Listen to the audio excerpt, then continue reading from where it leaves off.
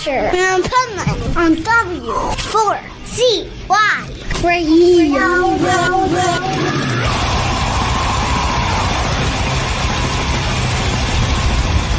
This is the Pipeman here on the Adventures of Pipeman W4CY Radio. And I'm excited about our next guest because we tried to connect at Milwaukee Metal Fest. She played there, but she was also doing like quadruple duty, like every job in the house there. I don't even know how she played, but their band killed it. Like one of my favorite sets of the whole festival. Thank you. So let's welcome to the show Robin from Castrator. How are you? Hello, how are you? I'm good. Doing this.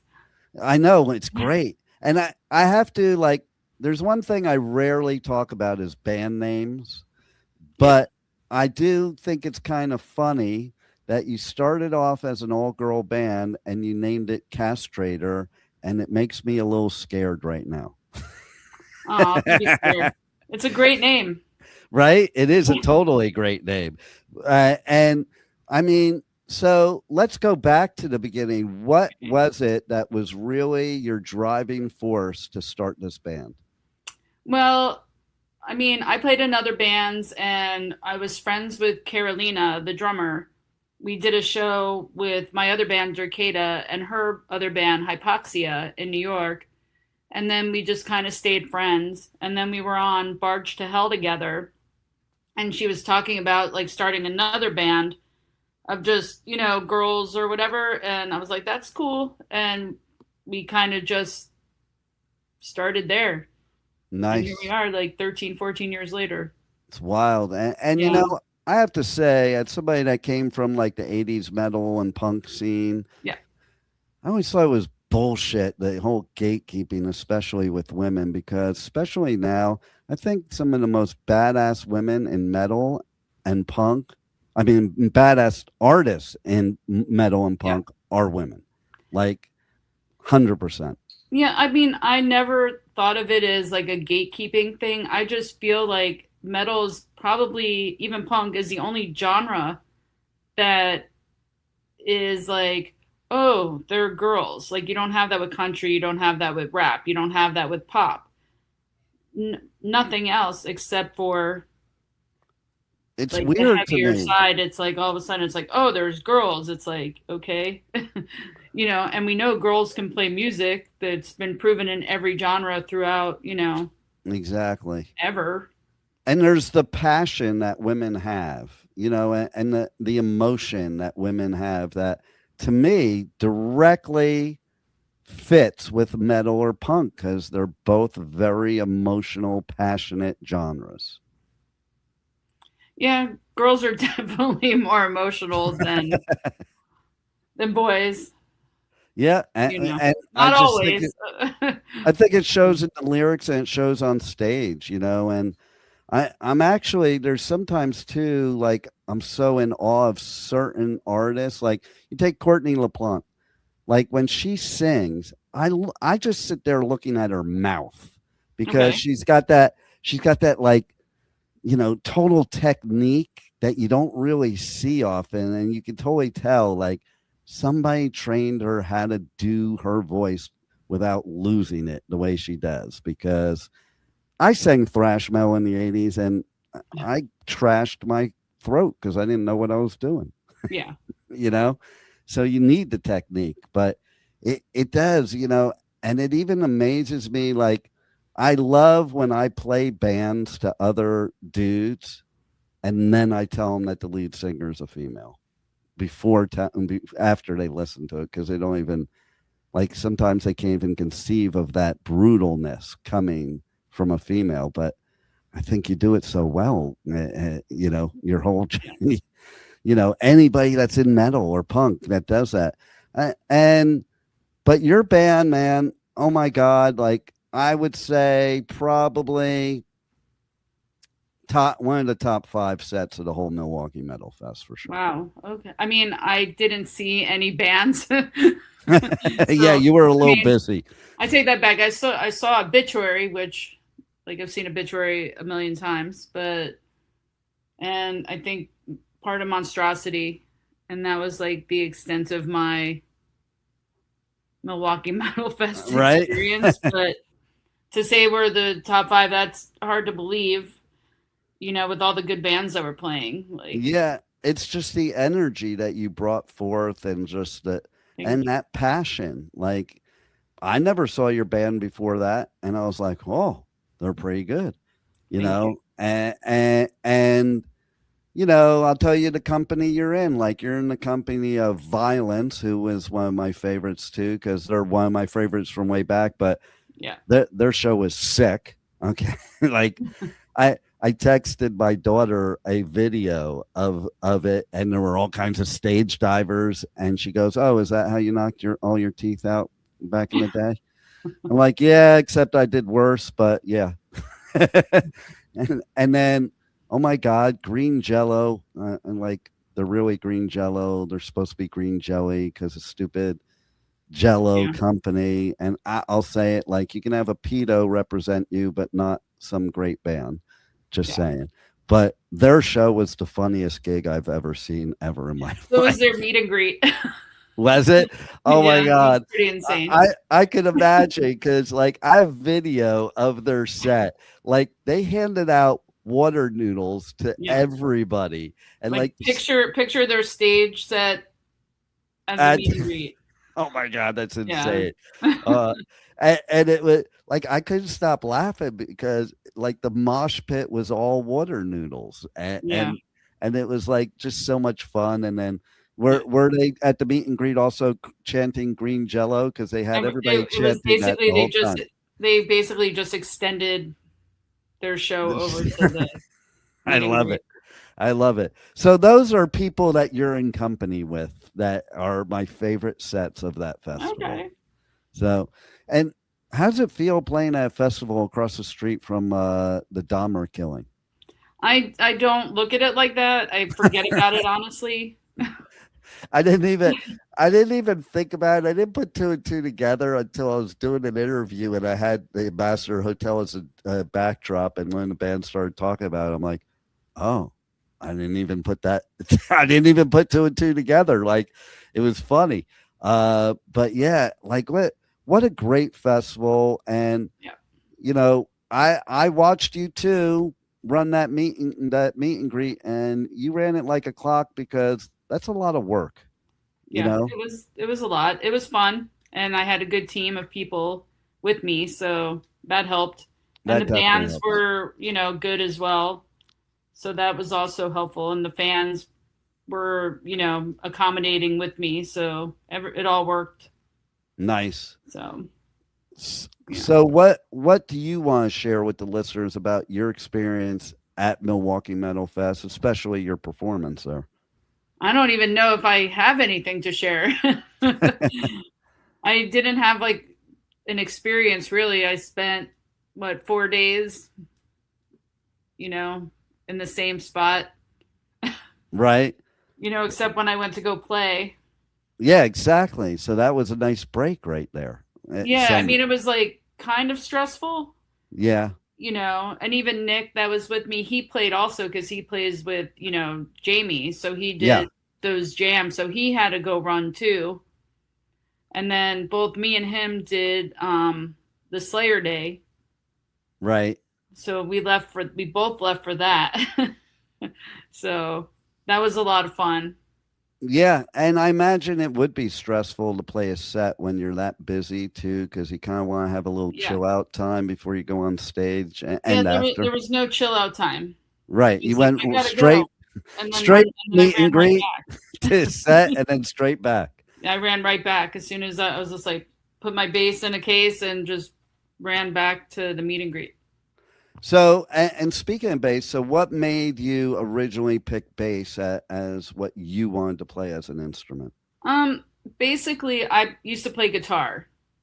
I played guitar forever, and I usually tell the story because my first guitar was like electric guitar was a Kramer Striker for Eddie Van Halen. Nice. And I still have it, and the color was the blue like Steve Harris's bass. Very cool. And I'm not really good with like playing with the pick. It's not my favorite thing in the world. And somebody was like, why don't you just play bass? And I'm like, huh, that sounds like a plan. And I went to the music store and I happened to find a $50 bass at the music store. Still have that. And Nice. here I am. But I still played guitar along with that for a very long time. You know, and I have to think there are bassists that play with a pick. It's got to be so much harder to play a bass with the pick with those strings. You know, like it just seems so much easier with your fingers. I enjoy it more. Like I enjoy playing bass more, I think, than guitar. It's just so different, you know. Yeah.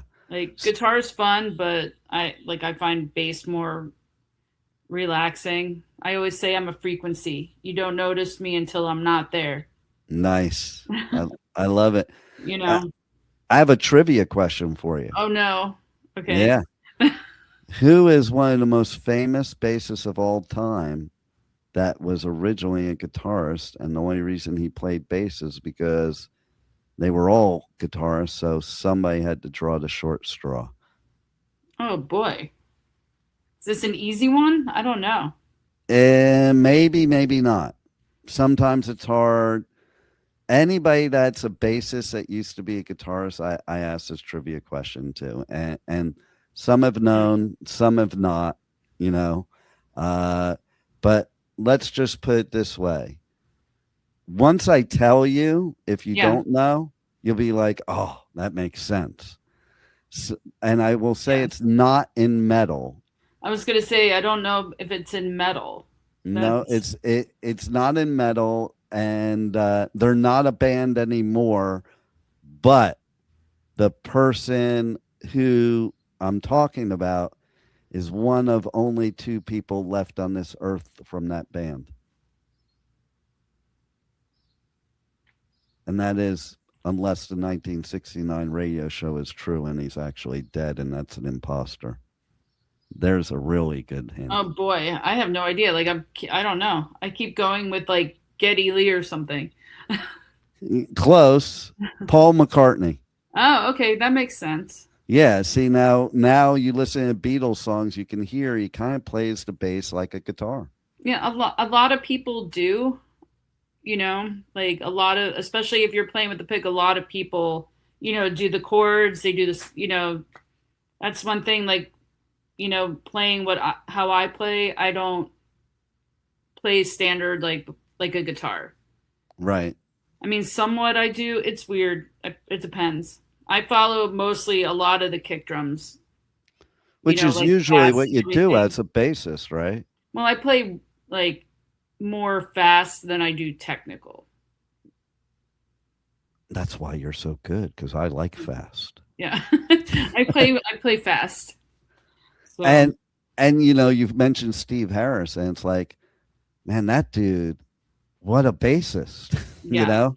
He plays that thing like a guitar. He plays fast and technical. Exactly. Like, and just really good, like insane. To me, that was why I liked Maiden. That, you know, is his bass.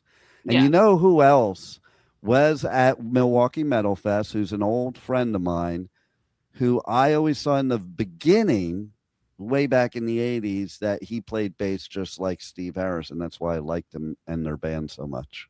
Do you know who that? There's another trivia question, but this is somebody at Milwaukee Metal Fest. Somebody at Milwaukee Metal Fest. They played 2 sets, one with the band. Oh, Joey Vera? Yep. All right. Exactly. Yeah. I was like, yep. Yeah. Yeah. So like he always reminded me of Steve Harris. Like, and me and we've been friends since like the very beginning of Armored Saint, you know? So, and I felt that's what Milwaukee Metal Fest was all about too. It was like a family reunion. I love what Jamie did because I do a lot of festivals, and this just felt like an old school, just like typical, just everybody knows everybody type of festival. Yeah, I mean, it would like, I wish I had more time to chat with people and see people, you know, but it was a lot of fun, and it's organized very well. I love the fact that it's in one building. It's not outside. Oh yeah. Because the festival I did before that got evacuated 3 days in a row out of 4. Yeah. Like I like the fact that it's indoors. You know, there's plenty of bathrooms, there's food, Yep. you know. I couldn't believe how big that venue was too. I've never Yeah. been to that venue, Oh, really? and it's Okay. huge. It's It's like huge. I never even imagined it. Now that I've been there, I'm like, oh, now it makes Yeah. sense that there's a festival And there. that's the whole thing too. Like all this, like the stages are great as well. Like anywhere you stand to see the bands, it's great. Like, you know, there's not a bad venue in there, Exactly. you know? Exactly. And it was kind of cool down where you were in the basement, and because the merch was down there. Yeah. It was cool for me too for doing interviews because it was quiet down there. Yeah. You know, I didn't mind it. right? So, anything else you want to share with the listeners that you got coming up with your band or yourself, or anything that you want to promote? For Castrator, we have a show in New York coming up, Rage of Armageddon Fest. It's a smaller festival in New York. That should be fun. And then we have a possible tour announcement coming up. Nice. You know, we're just looking to play more shows. We're writing new music right now. So hopefully a new album next year. Very cool. So How does it feel writing new music after all these years? I always am in awe of artists being able to continue to come up with new ideas. it's sometimes it takes me a while to like be motivated. Yeah. Like Carolina and I can only get together, you know, periodically, and like sometimes we'll get together and lock ourselves in a jam room for like 2 days, you know, for 8 hours a day and just, you know, write whatever, like really raw stuff. Right now I'm at home writing stuff and sending her videos and everything, and she's writing stuff and sending videos. So we're in just like the pre-production phase, and I'm getting ready to leave on tour for work. So I'm like, for some reason this week I feel more highly motivated and creative than normal. Like I think I sent her 4 different lyric things and 3 different like full song videos. So sometimes I'm not motivated at all, and I'm like, we'll see. You know, takes me a month, and I'm like, oh, maybe I should jam or something. I get that feeling because I'm also a published author, and my first book, the first half of it took me 6 months to write, and the second half took me a day. Yeah, it's just how you feel at that point. Like all of a sudden, all of a sudden it's just like, yeah, I feel great about this. Exactly. You know? And then you just shelve it for a while in your head, and then it's like all of a sudden you're motivated again, but then you might be at the point where you just like bang it all out at once. You have to be in that mood to bang it all out. I mean, I have a lot of friends that can just sit and noodle for hours and hours and hours. I just don't have that. I am not that person.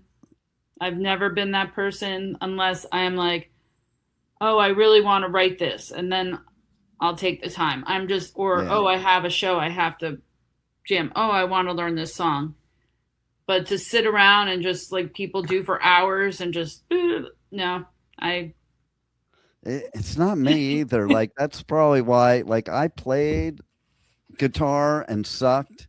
I played drums and sucked, and I sucked because I never could sit down. Like I remember being like, "Ooh, I want to be like Randy Rhoads," and then I found out he practiced 8 hours a day. I'm like, yeah, I don't think I have it in me to practice 8 hours a day.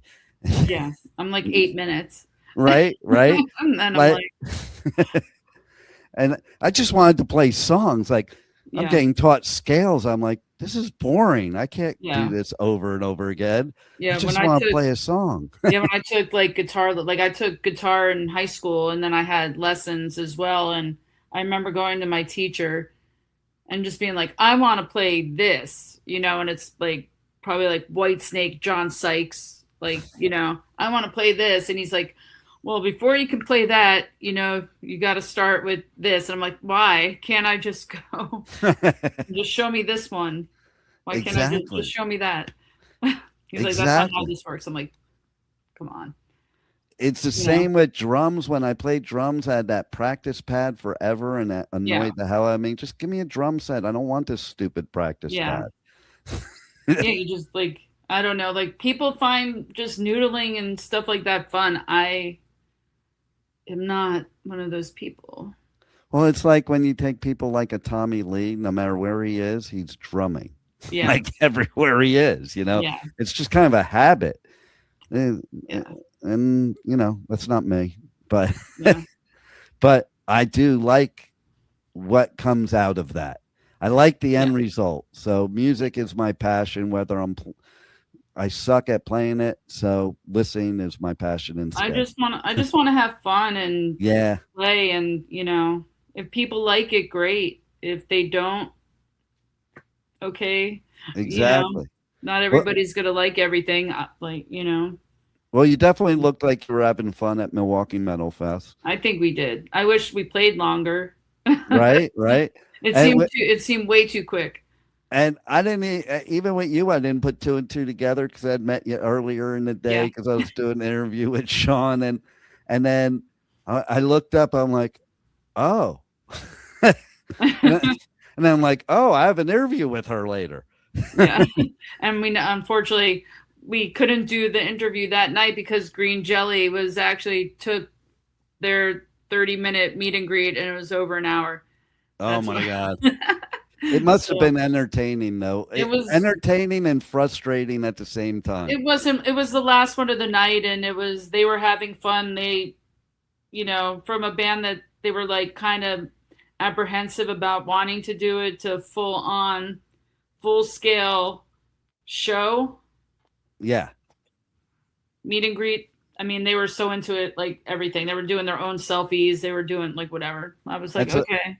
That's amazing. I love bands like that, you know, because then they kind of like took it over, and I was just like, okay, whatever. And then when I did see you later, you were definitely, you know, you even said, "Look at me." I'm like, yeah, I know you can't do this interview.